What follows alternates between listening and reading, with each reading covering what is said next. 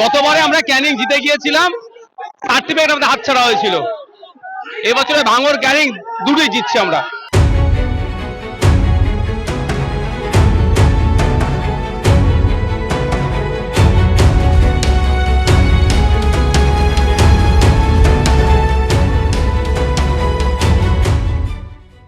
এই মুহূর্তে দেখতে পাচ্ছি হাতিশালা 6 লেনে এসে পৌঁছেছেন ভাঙড়ে আইএসএফ প্রার্থী নওশাদ সিদ্দিকী।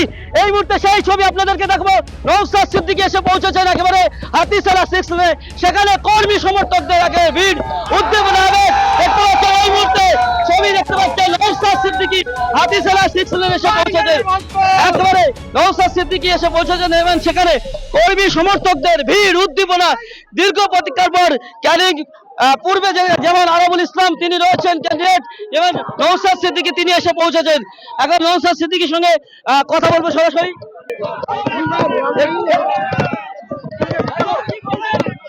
এত মানুষের ভিড়, এটা ভাঙড়, ভাঙড়ের মাটি দুর্জয় ঘাটি, ভাঙড়ের মাটি আইএসএফ এর জন্য শক্ত ঘাটি। শওকত মোল্লা ইতিমধ্যে হুঁশিয়ারি দিচ্ছেন যে ভাঙড় ক্যানিং তারা জিতবেন। শওকত মোল্লা হুঁশিয়ারি সময় কথা বলে ভাঙড়ের মানুষ, ক্যানিং এর মানুষ এবার উত্তর দেবে। গতবারে আমরা ক্যানিং জিতে গিয়েছিলাম, সার্টিফিকেট আমাদের হাতছাড়া হয়েছিল। এবছরে ভাঙড় ক্যানিং দুটোই জিতছি আমরা।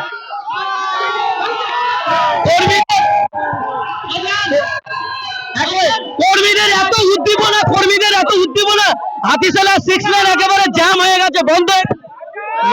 মার দিয়ে কেস করে আটকাতে পারেনি, গুন্ডা মোস্তান দিয়ে আটকাতে পারে ভাঙড়ের মাটি।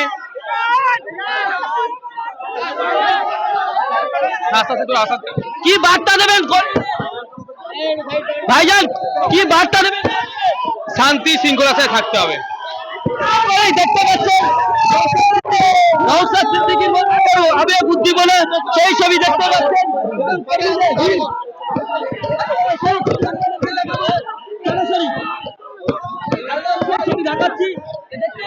যে কর্মী সমর্থকদের যে ভিড়, সেই ভিড়ের ছবি।